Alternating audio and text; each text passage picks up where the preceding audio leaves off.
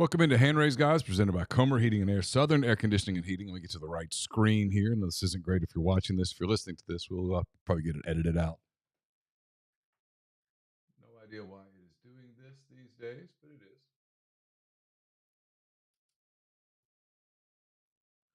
We'll just go with this for now. It's only going to be a minute. Welcome into Southern Hand Raise Guys, presented by Comer Heating and Air, Southern Air Conditioning and Heating. I'm Neil McCready today, joined on the show by Justin Rowland. He covers Kentucky for CatsIllustrated.com and Rivals. Justin's going to discuss the John Calipari saga at Kentucky, preview this weekend's baseball series at Swayze versus Ole Miss, and then take a quick look ahead to the 2024 college football season, specifically focusing on the Kentucky Wildcats. Then Chase Parham visits with Ole Miss men's golf coach Chris Malloy, as the Rebels are number 5 nationally with 2 regular season tournaments remaining. Michael Sasso, a transfer from North Carolina State's number 2 in the country. They'll discuss the season, how coaching golf is similar and different than other sports, and how the postseason has become some skill and luck in the past. Then I'll tell you that we're brought to you by Comer Heating and Air, Southern Air Conditioning and Heating. Different names, same great products and services. If you live in Oxford, Tupelo, or the surrounding area, call Comer 662-8011-777. If you live in Hernando, Memphis, or the surrounding area, call Southern 662-429-4429. Spring's around the corner, temperatures getting warm. It's time to get that air conditioner ready to roll. Call Comer or Southern. Mention that you heard this ad here, and you get $25 off a spring cleaning. It's an extra edition of the Oxford Exxon podcast and Blue Sky Live. Please make the Oxford Exxon Blue Sky part of your baseball weekend. Stop by the Oxford Exxon, Highway 6 West in Oxford. You can fill up outside, grab some ribs inside. Also, check out their fantastic beer cooler, 34 degrees of sudsy goodness. Also, don't forget about the grand opening of the Blue Sky Superstore in Macomb this week. Everyone's there, even Bigfoot, so check that out. They're getting opened in really impressive facility. I'm coming to you from the Clark Ford Studios. Clark Ford is in Amory, Mississippi. 662-257-1900 is the number. Call it. Ask for Corey Clark. Tell Corey what Ford product you're looking for. He'll send you a quote within 15 minutes in business hours. Right to the bottom line. No hassle, no haggle. You get your quote. The rest completely up to you. You can shop that quote around. You can do what I've done, what I recommend that you do, and that is hop into a Clark Ford today. Again, 662-257-1900. Guest join on the Campbell Clinic hotline. The Campbell Clinic is in Oxford now, 2608 South Lamar Boulevard, Suite 102, just across the street from the cottages at Hooper Hollow. The Campbell Clinic provides full-service orthopedic care. Everything from sports medicine to foot and ankle surgery, spine, total joint care, pediatric orthopedics, physical therapy, and more. To book an appointment, go to campbellclinicoxford.com or call 901-759-3111. Walk-ins always welcome at the Campbell Clinic, Monday through Friday, 7:30 a.m. to 4 p.m. Speaking of the Campbell Clinic hotline, we go there now. Here's Justin Rowland of CatsIllustrated.com, part of the Rivals Network.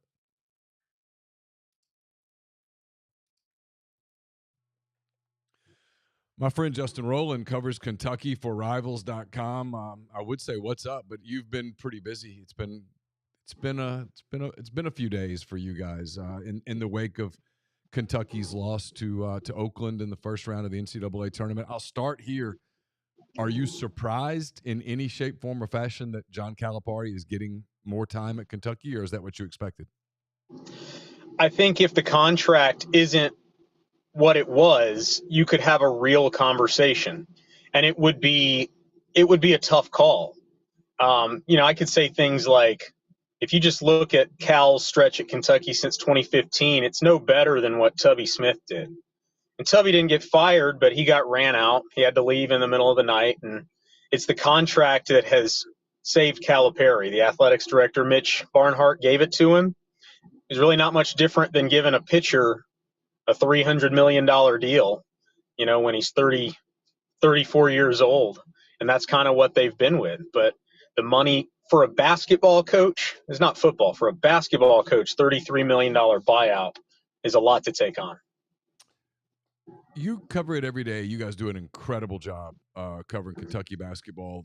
It's a fever pitch fan base. They watch every dribble. They obsess over everything. So you've seen this for a while.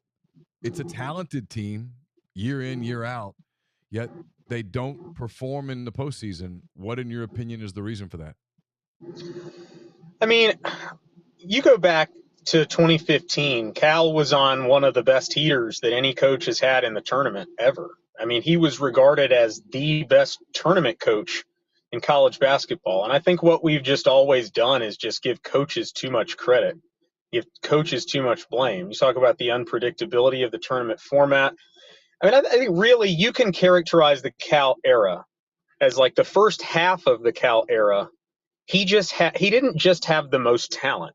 He had such an overwhelming amount of talent that it made up for a lot of other things, and it left little to the imagination. Sports still unpredictable, but within college basketball framework, it left little to the imagination. The DeMarcus Cousins, you look at the NBA All-Star game, that's what it is. And Duke starts to take those guys. You see Zion go there. You saw those one and dones go to Duke. That was the first big change. So now Cal doesn't have that overwhelming talent advantage and they come back to it. But I think now it's more about changes in the sport, changes the way offense run, how everybody's motion, everybody's spread out, everybody's shooting 3-pointers. You got with the portal and the COVID year, you've got teams that are younger. Kentucky has some old guys, but teams that are younger like Kentucky, you're playing against teams that have like 4 starters like 23 years old. You got 25-year-olds playing college basketball. And the 3-point shot is everything. So it doesn't there's a lot more left to the imagination now. So I think there's more parity. I think it's harder to build a great team in college basketball with the old guys, with the portal, with the way offense is. You just get as many good parts as you can and you throw it into a blender and you hope that you put the right parts together. I think that's what it is now. It's tough for Cal or anybody.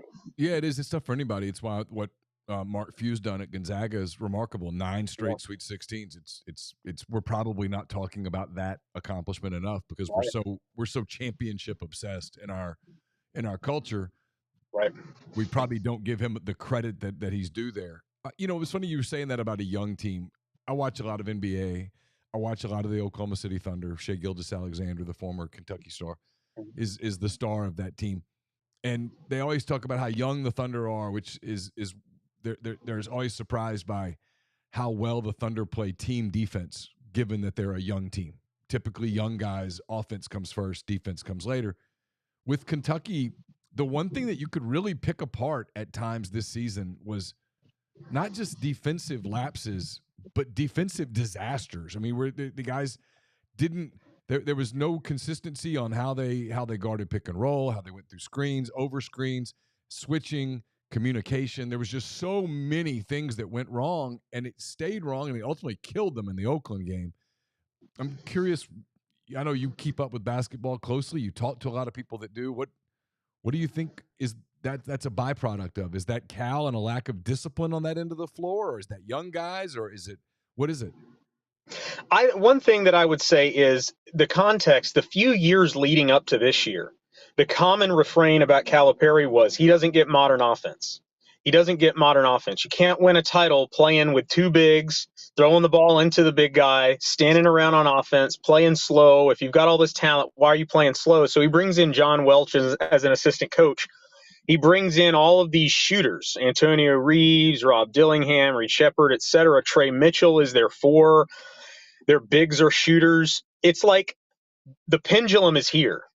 And Cal had the physicality and the length and the defense and the toughness, but he didn't have the offense.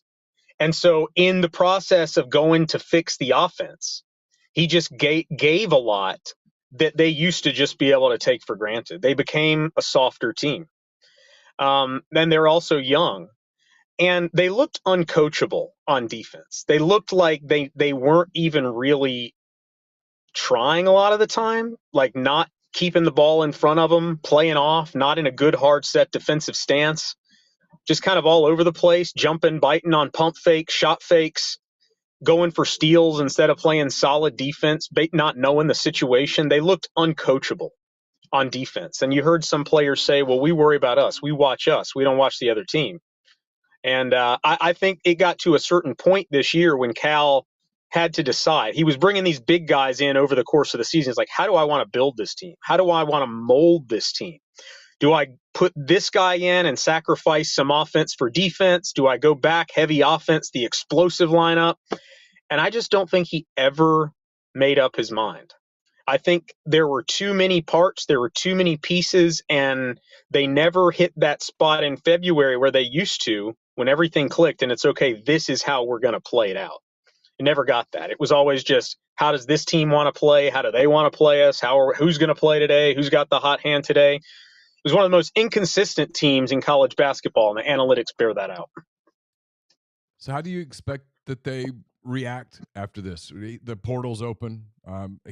Kentucky's still a massive brand in the eyes of recruits. They, like you said, you watch an NBA All-Star game, it's like Kentucky, Kentucky, Kentucky, Kentucky. They're everywhere. He's done a phenomenal job of NBA pipeline. But where does he go from here in terms of trying to get ready for next season? Because I have to believe that next season the pressure's on. Big question is there even a chance that Reed Sheppard comes back? You know, I think because he's the son of Jeff, because he was pretty bad on defense this year, and it's not clear how his athleticism translates compared to some of the other guards that have come through Kentucky.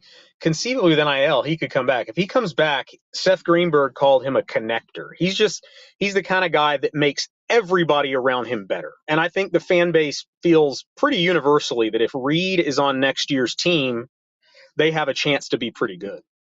And that's regardless of who you put around him. And I believe that.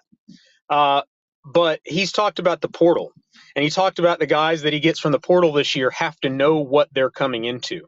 And I took that as, you got to know you're going to be surrounded by a bunch of freshmen. And we don't need you to be a guy that scores 20, 25 points. We need you to be the guy that does the dirty work, to be the guy that gets to 50-50 ball. This team this year was the worst Kentucky team I've ever seen at getting to 50-50 balls. And so I don't think toughness – Cal fixed the shooting this year. That was what he was going to fix, and he fixed it. I don't think he's going to have a toughness problem next year. The question is that pendulum. Do you give some of that offense that made them so interesting this year to get back to that toughness and defense? And Cal – he just doesn't have the capital that he used to, so a lot of fans just don't trust him to get it right. What kind of NIL would you have to give Reed Sheppard to give him? Because he's projected by most people 6, 7, 8 in the NBA draft. And that's a lot of money. I'm sure that, the Kentucky thing runs through his veins. I'm sure this is not how he wanted it to end. He wants to give it another year, and you're right. He could prove himself to be a better defender and up his NBA stock. On the other side, he's made of flesh and bone. He could get hurt. He could cost himself a lot of money. What kind of NIL deal would he have to stick around there? I don't know. And maybe it's only a 20% chance he comes back. But Jeff has talked about one and done before his dad, and there's just some reasons to think maybe they think about it differently. But maybe $2 million a year, $3 million a year, but he's still given. But the point is, you're risking the lucrative second contract at a young age, and that's why everybody assumes that it would be a terrible decision. I've always thought that Reed's draft stock is a little more unpredictable than people think, because you see these early mocks and these early drafts, but when you really dig in and you're like, he was actually not just a bad, but a pretty horrible defender all season long. And it's not like he's beating you with athleticism. Reed is probably closer to his ceiling as a guard than most of those other guards that Calipari has been drafted. So they might say he's a lottery lock now, but I'm interested in what they say when it gets closer to time, and you're comparing him to some of those other dudes.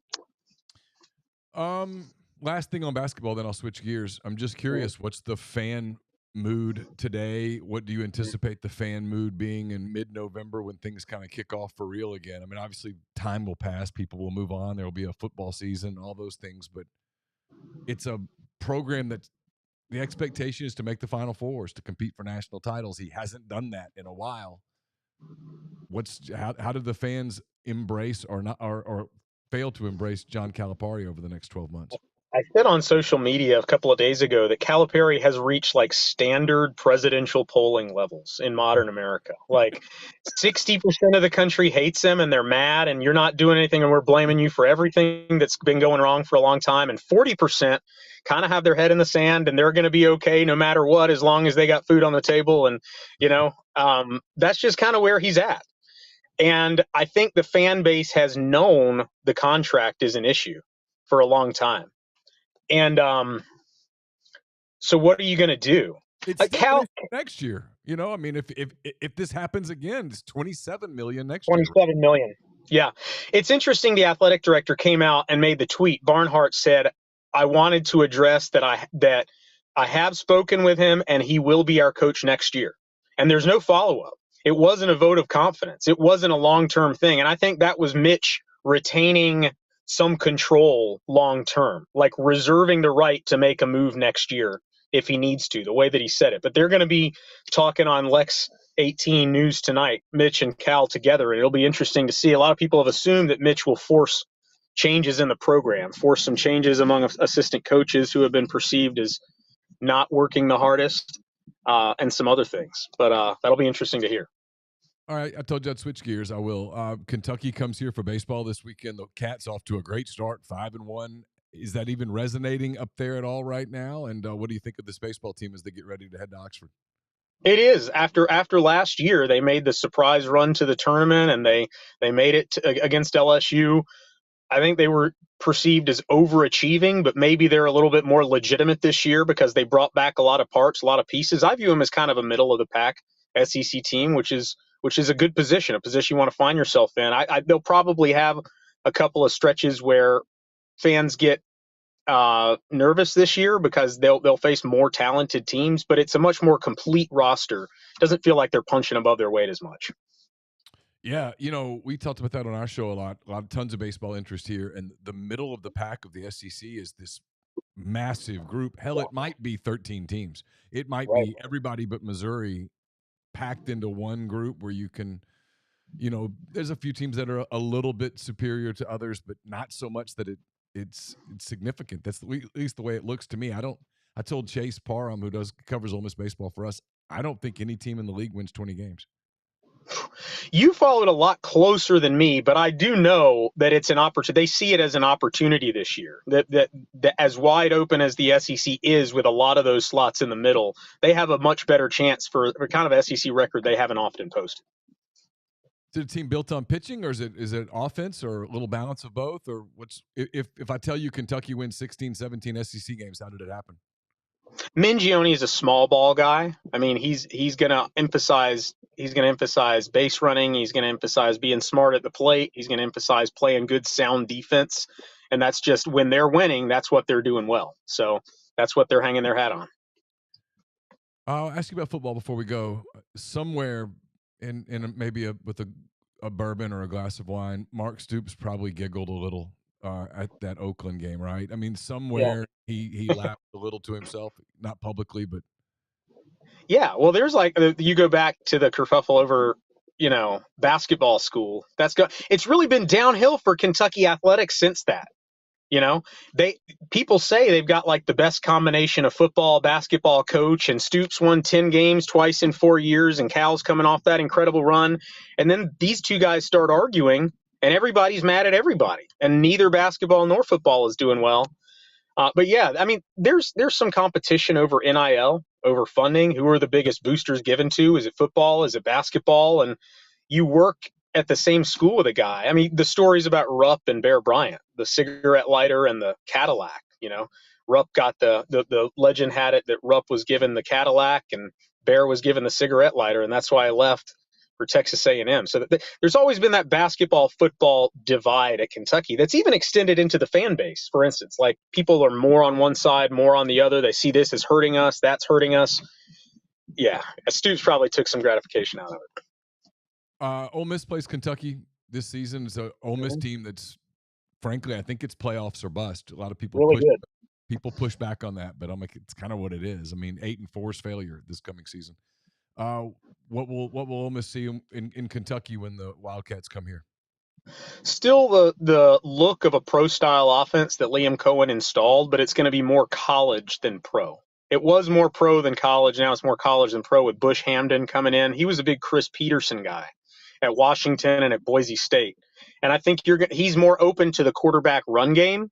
And they got Brock Vandegrift coming from Georgia, in the spring game against that Georgia defense a couple of years. He showed the legs. He showed his wheels.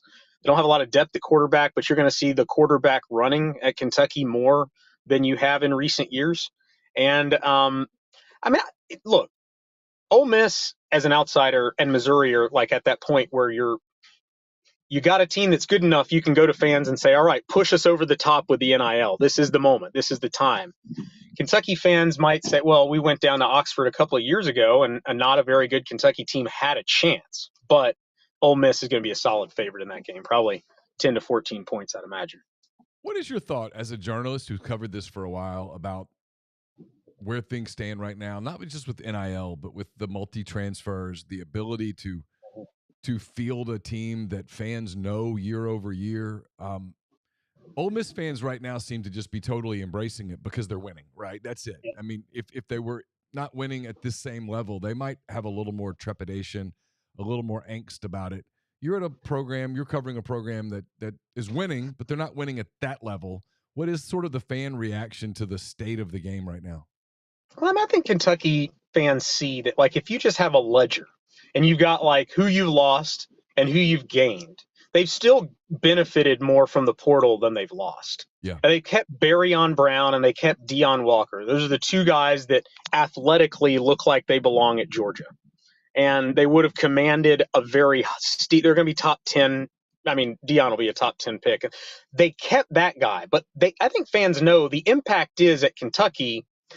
When you keep those guys, you just don't have the NIL to go out and sling it around like other schools do. I think what you've seen from Kentucky with NIL is the investment has to be in the portal. They just aren't going to have the money to throw at high schoolers who haven't done anything yet. The money has to go to players that leave nothing to chance. Guys, you know you're going to get this. They did that with Wandale a couple of years ago, and he made a huge impact.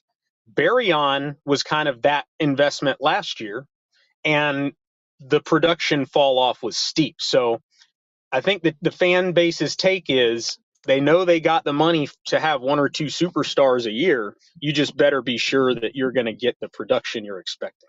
You know, what you just said is what you hear from a lot of people is that programs look around at the Big Ten level, at the SEC level, and say, it's really not worth it to spend a lot of time on high school guys. It's to go into the portal. That makes the portal more expensive. And so as the portal becomes more expensive, your ability to shop in the high end of the portal gets more and more difficult, you know? And so it's a balancing act for coaches at all times. And then at all times, you're having to recruit your own roster because you don't know who might get plucked away from you in the middle of April. And what happens if Mark Stoops goes 7-5 this year? And 7-5 is probably, I mean, that it could be a lot worse if you just look at the schedule. That's 3 years of 7-5 in a row. If I'm Joe Kraft or one of the biggest boosters at Kentucky, and I've put in a lot of money for 3 years in a row to see you go 7-5 and 3-5 in the SEC, you're going to want a new coach before long. I'm just not going to keep putting money in. So it's unsustainable. We say it's unsustainable, or maybe it will just be sustainable for a few. But I think that's what's on Stoops' mind and a lot of other people's mind too. Yeah, I think when people say it's unsustainable, I agree with that word, by the way. I completely agree. People look at it and go, well, it's working for us. It's like, well, yeah, because you're winning. Yeah. But if the people that aren't winning, the boosters start to go, hell, we went 7-5 before all of this. Why are we doing this? What's the difference between 7-5 and 6-6? Because now it's, hey, you're either going to make the 12 team or the 14 team or whatever it's going to be playoff, or you're not, right? And if you don't make the playoff, was it really worth it? I mean, nobody's going to pour in a couple extra million so that you can go to the Music City Bowl. No, not at all. Yeah, I think over time you could see some really weird and wacky outcomes where bottoms fall out a lot harder than you've seen recently with the portal, which has kind of been a nice backstop. You know, you can patch your roster with more certainty than you used to be able to avoid like, oh, we're terrible here. Well, then we're just going to go get a couple of guys in May. But when you start getting into years 3 and 4 and the investment is determined by how we feel about the team we've got, yeah, it's also going to be a bellwether for the athletic director. He's going to be able to look and see how much investments are pouring in to these programs and say, is this really sustainable? Is this coach really getting it done? Maybe it's going to impact the kind of coach you hire. Maybe a fundraiser, instead of paying this coach $9 million a year, with a 3 or 4 million real NIL budget. Why isn't that reversed? So there's a lot to think about. I really appreciate your time very much. Enjoy the carpool line, the little guy, and we'll talk to you again soon. Thanks, Neil. Appreciate you. That was Justin Rowland. Really appreciate his time today on Hand Raised Guys. We'll go from that interview to another one. Chase Parham visits with Ole Miss men's golf coach Chris Malloy here on the Campbell Clinic Hotline. Enjoy.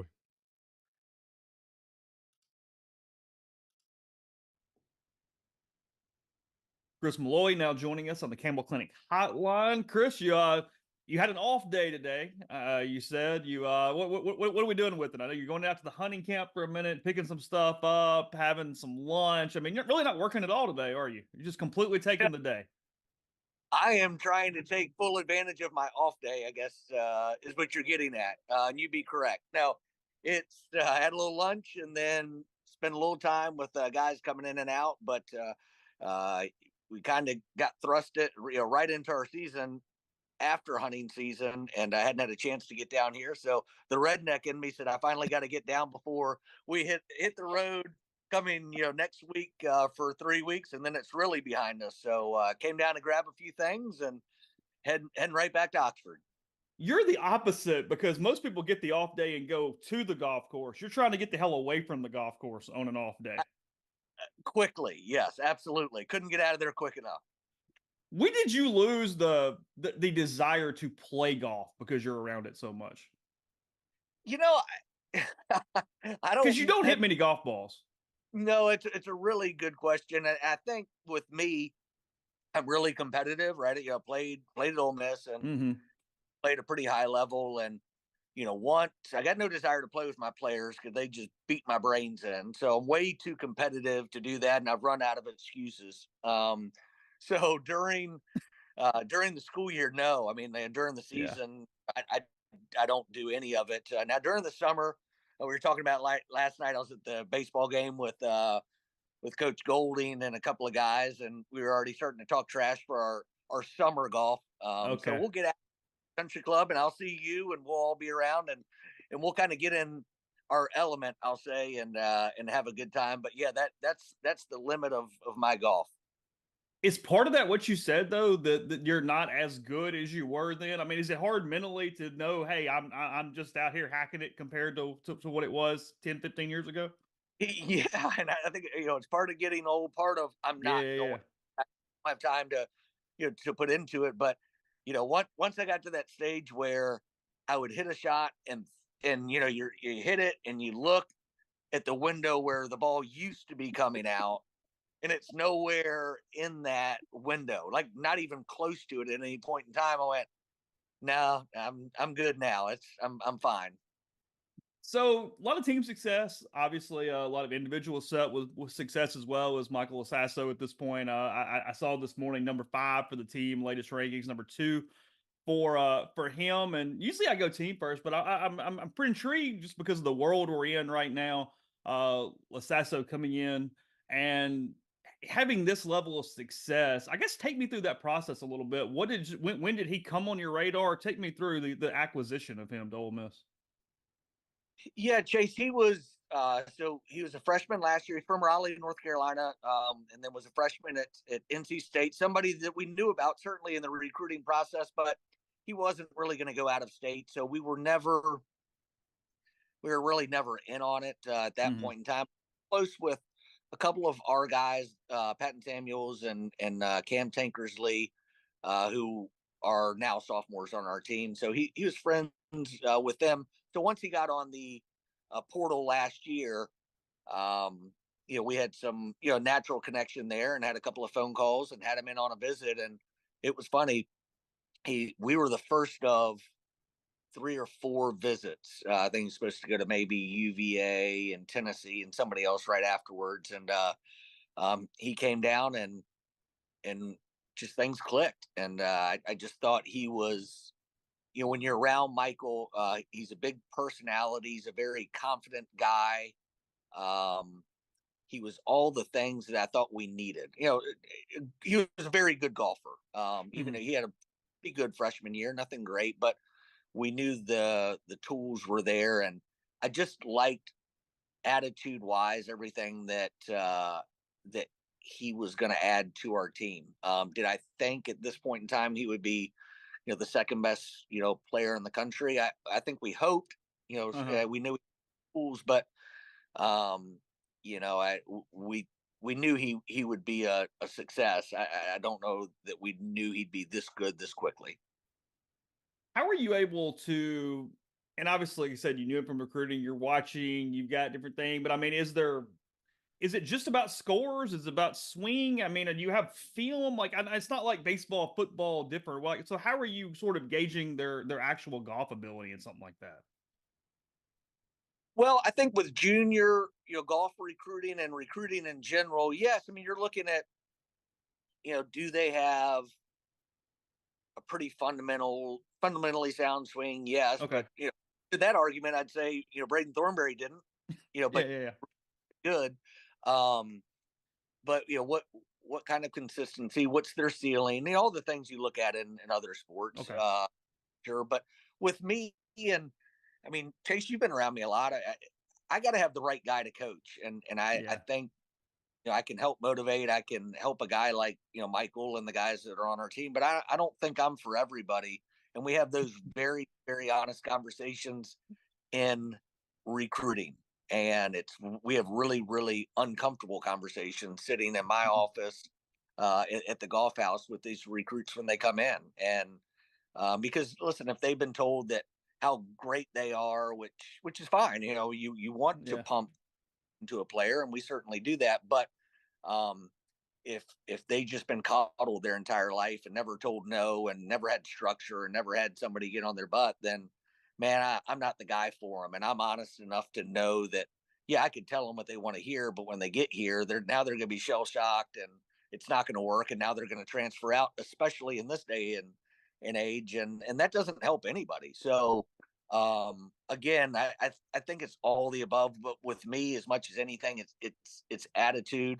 All these guys are good. It's just, who do you think can kind of fit into your mold? I mean, like, we have a pretty good team right now, and I don't think that we line up on a range with, like we're in Cabo or when we get the national championship and are just going to out talent everybody, right? And we may not look the best across the board on the range. We look really, really good, but I think we're going to beat people, and we have had success because we're just going to have the right attitude, and we're going to do those smaller things well. And I'm not just trying to give you coach speak. I mean, I truly mean it. That's of this team, that we're going to do those things, but they're going to have to buy in. That's the reason I say all of this. They're going to have to buy into all those things for us to be successful. Yeah, I was thinking about that because when you guys are on the course, I mean, you're kind of with the guys, you can stay at a hole and they come through. I kind of almost liken it to a mound visit in baseball. You can get a few words in and you can do some different things, but you're not doing a ton of coaching in that moment. Do you have guys that, hey, you got to really get on them, and guys you got to coddle a little more on the course? I mean, you have to figure out those personalities when they're in the moment like that? Yeah, absolutely. Yeah. I mean, I can't put all these guys the same, and there are some of them that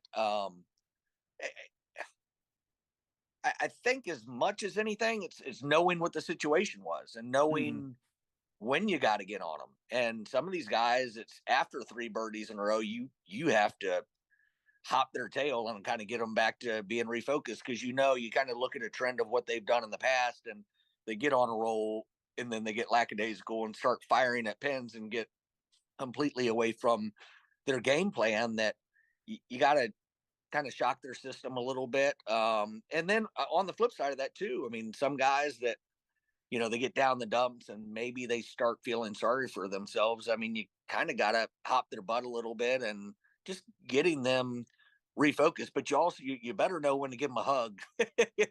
That's a big part of it. And you're just trying to get them to where they're back in their comfort zone and re-engaging in their game plan. You mentioned coachability. That makes a lot of sense when you're bringing in recruits, not just portal, but in general. What is the balance of that versus how they get along with each other? Because it's obviously an individual sport, but you need team chemistry too, to whatever extent too. So, I mean, how do you sort of balance all that out? I mean, how important is how a guy's going to get around in the clubhouse and out at the range and all those things, in addition to how he simply hits the ball when he's by himself?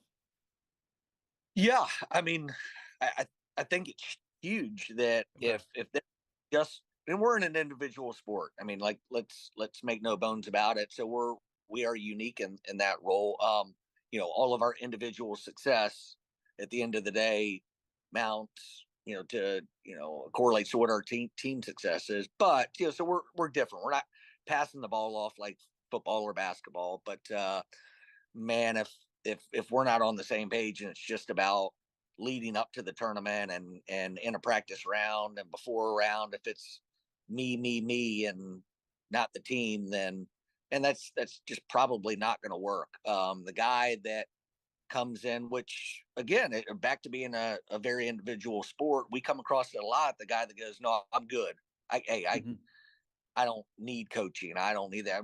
Okay, well then you should probably turn pro. Yeah. Like you're, because you're not ready for that yet, more than likely. So, I mean, I know as a coach, I have a lot to learn. I'm learning something every day and I'm going to be open minded. That's all we ask from them, and certainly they're good. And we can't be we need them to be good. Right. And we need them to be Mhm. confident in what they're doing because we have, two coaches, 5 players playing at all times. And we can't be with everybody. So, but man, when we do speak, and if there's something that we have to say from a coaching standpoint, we just need guys that listen. Yeah, you're in an interesting sport too because it goes pretty much all dang year. You get the break over the winter, and you're kind of away from 'em a little while, and the length. And last time out, you guys took the tournament there at Florida State, obviously a place you're very familiar with. But just in general, what have you kind of learned about your team as a whole? I mean, what has the progression been like from August to now? I've learned a lot about it. I mean, this has been told some of this earlier today. This is without a doubt been the most fun team I've had to coach. We're really young. We have in our starting 5. This year we've had 1 senior and 4 sophomores. So it's Hmm. a lot like herding cats at times. Yeah. But they're really good cats. Hmm. The Yeah. cats are really off, and the unique part about this group, we expected a lot of volatility.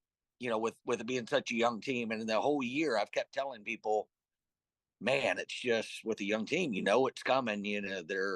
We're gonna hit a low. You're gonna lay an egg at some point in time. Um, which isn't necessarily a bad thing, but man, Chase, this team hasn't yet, and they've fought even down at they had a good finish at Cabo, and that field is Yeah. the best college golf.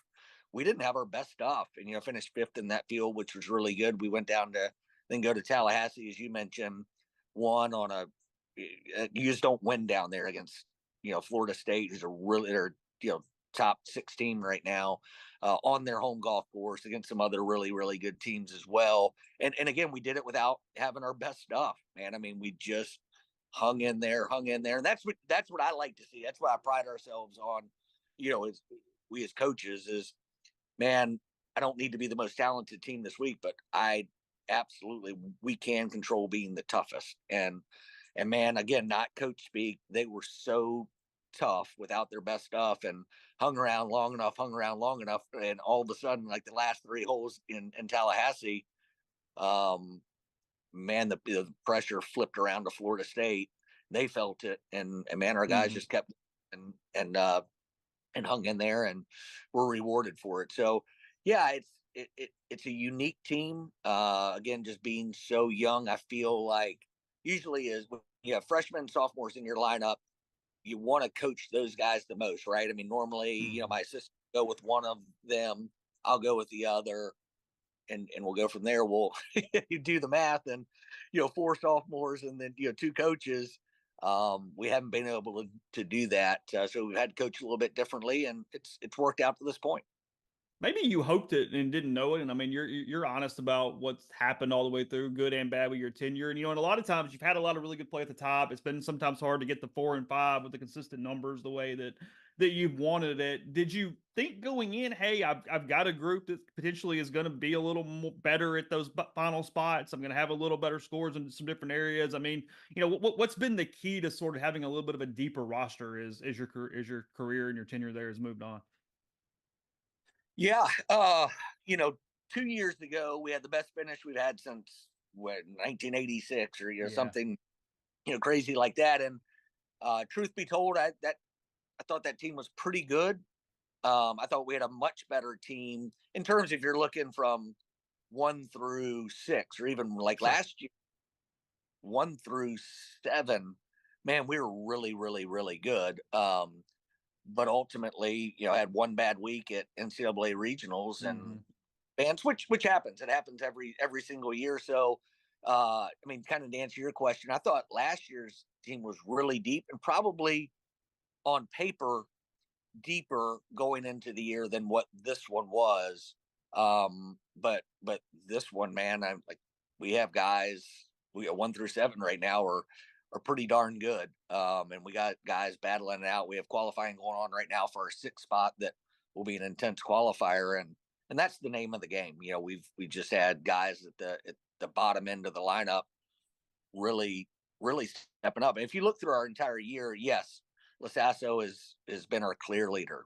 But after that, man, it's almost like a different guy every week. I mean, you can make an argument for Cam. You can make an argument. Tom Fisher is playing as good a golf as anybody on the team right now. In the fall, we had Patton Samuels was playing, really, really good golf, towards the end. So, man, I can make a case for a lot of guys, but yeah, it's a lot nicer when you're deeper like this.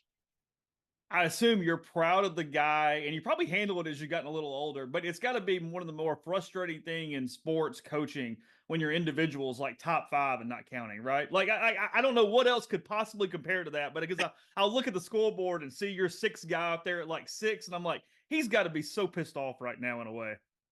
Yeah, and listen, it's not just us. I know everyone looks at it and goes through. We let in the coaching community laugh at it. It's the individual curse.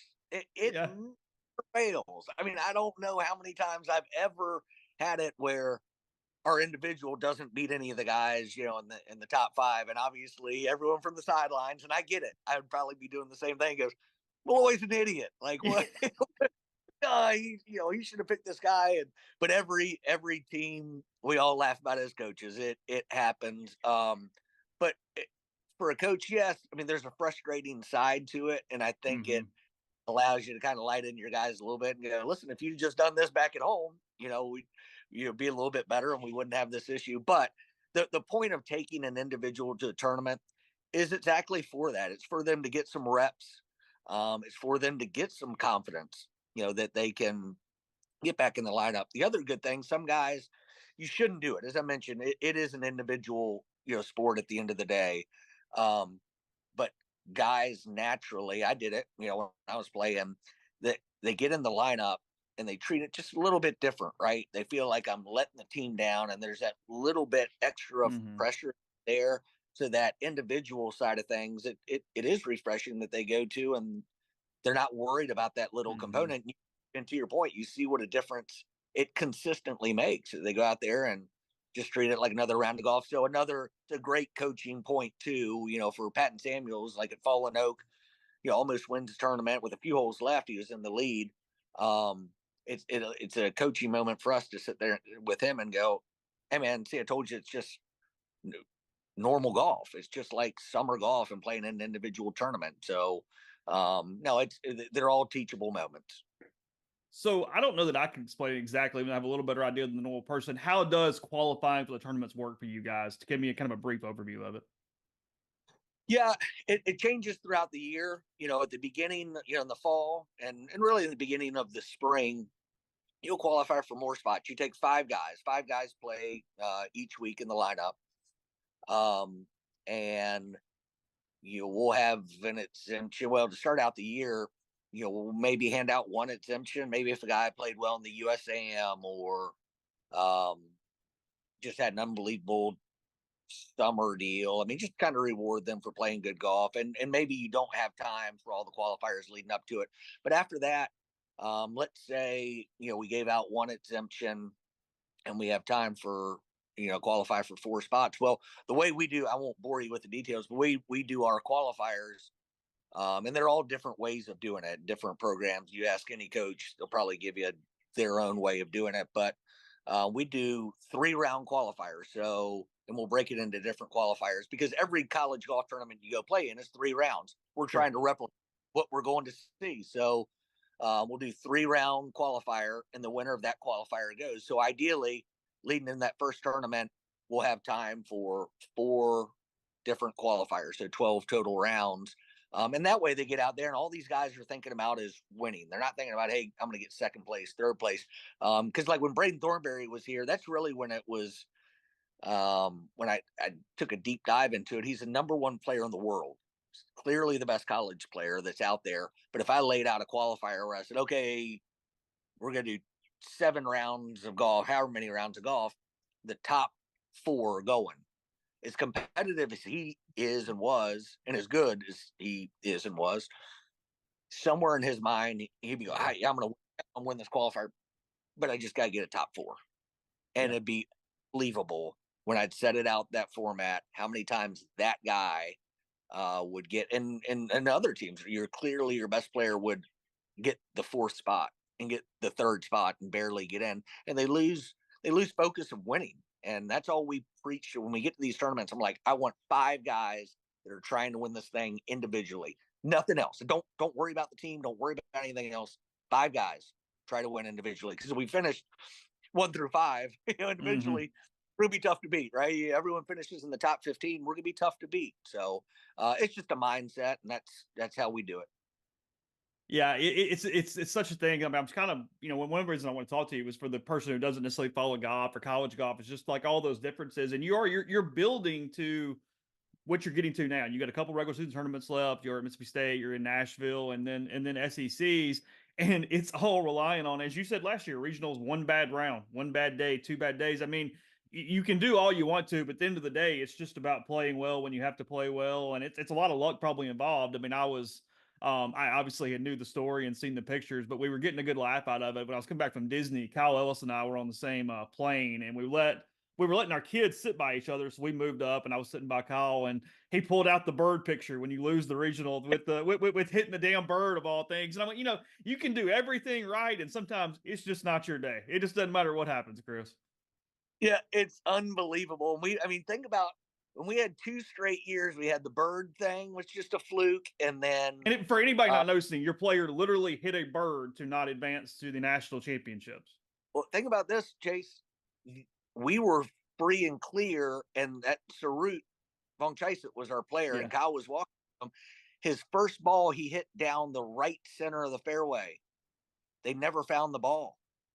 I worked that hole. Like, there's nowhere for it to get to. Like, there's no place down the right center that you lose a ball. Can't happen. All the other balls are right there.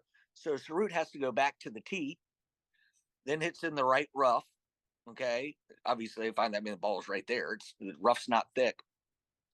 Hits his second shot, kind of flares it out just a little bit, hits a bird, then goes out into the fescue. So there are a few different components on that deal that added up. And think about this: that was a year. I don't know what I did to the golf gods at this point in time, but that was a year after one of our guys. We were at Texas A&M, and we have a guy make a 9 or a 10 or something crazy on his second to last hole, and then the Kentucky guy, that's who's right, finished side, holes it to beat us by 2 or something crazy, like 2 years in a row. So hopefully we got all that out of us, but It's golf.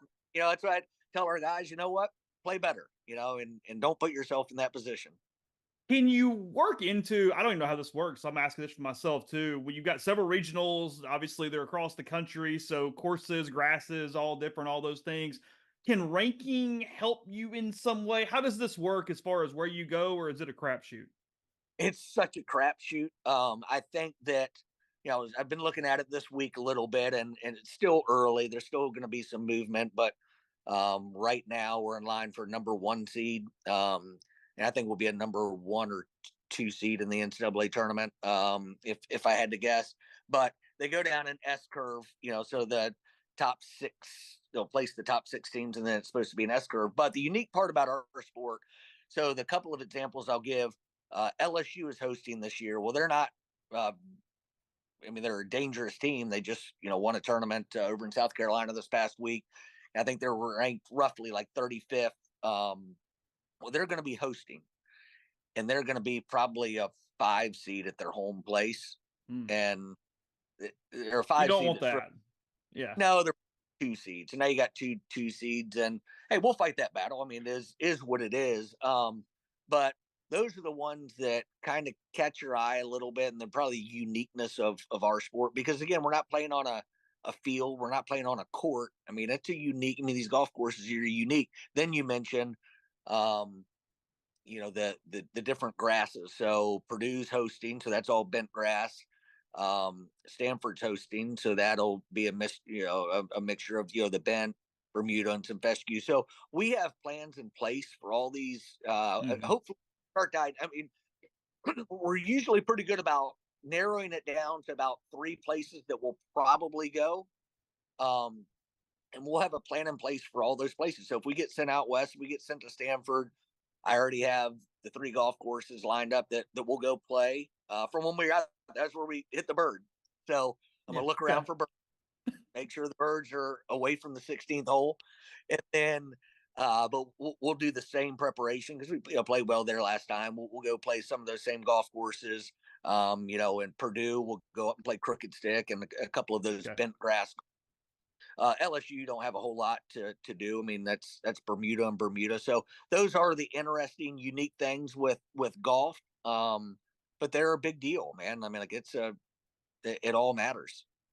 I seem to remember, was it a few years ago? Was it you that went to Oklahoma and just chartered it in a day and came back? Was it Oklahoma? Was that right? You just went up there and did it? Yeah.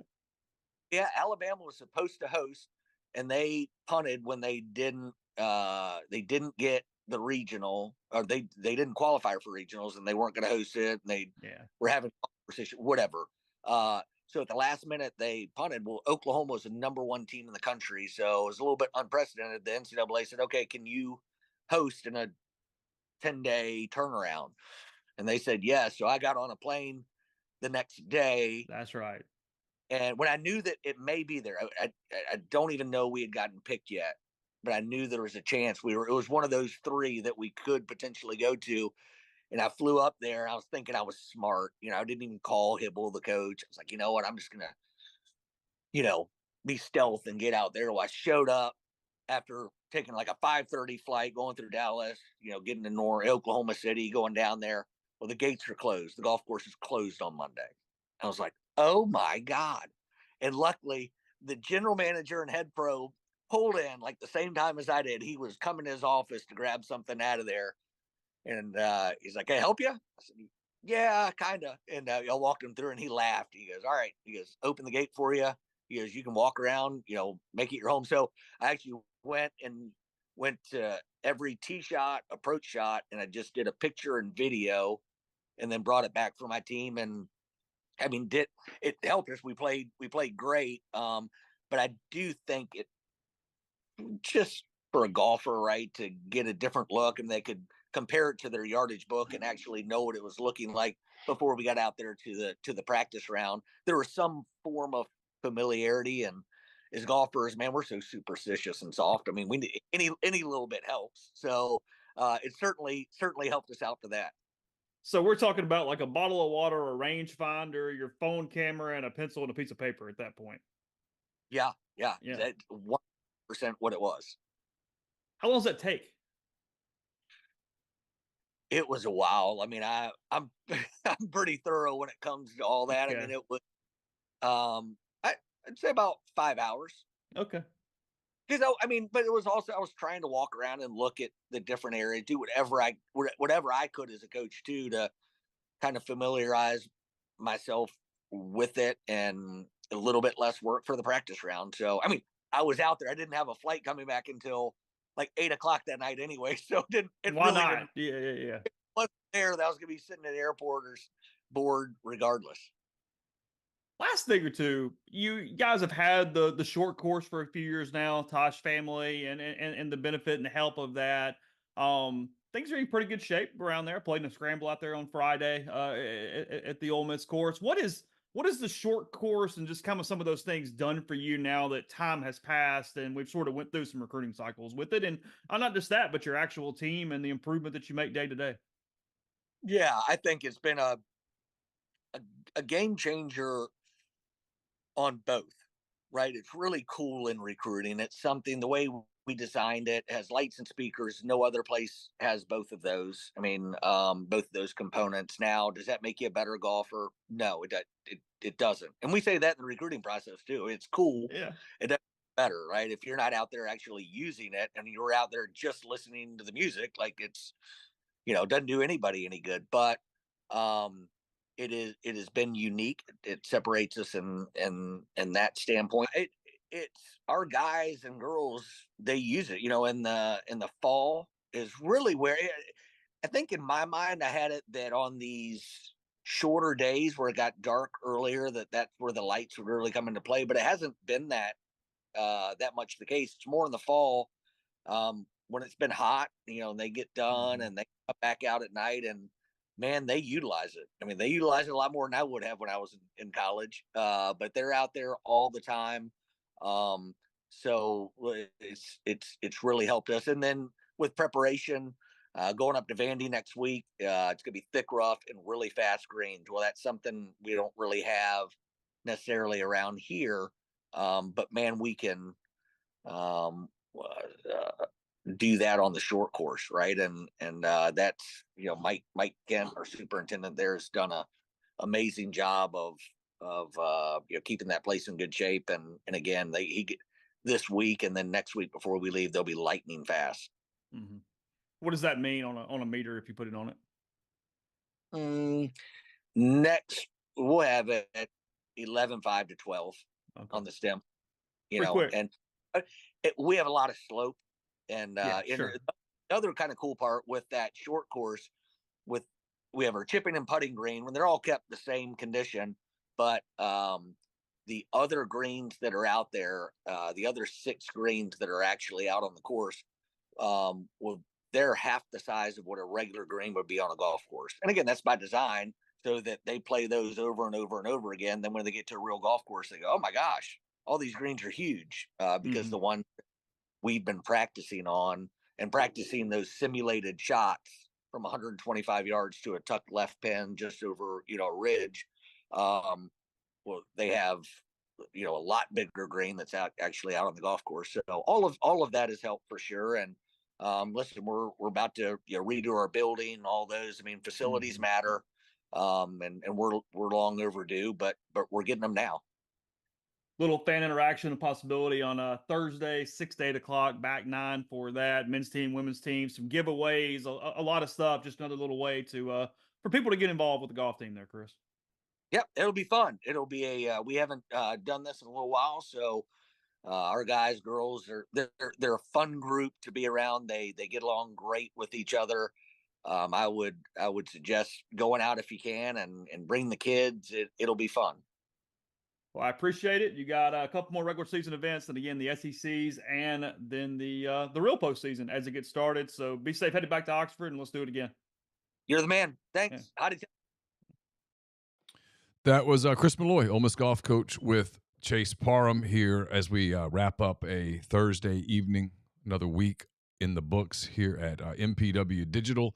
A lot of coverage coming your way. I'm literally getting ready to start writing a football story the minute I sign off on this. We'll have that up to you no later than Friday morning. Talked to Pooh Paul. Said he wants to go by Pooh, the former Arkansas linebacker transferred into Ole Miss, part of a complete defensive overhaul for Pete Golding, Lane Kiffin and company.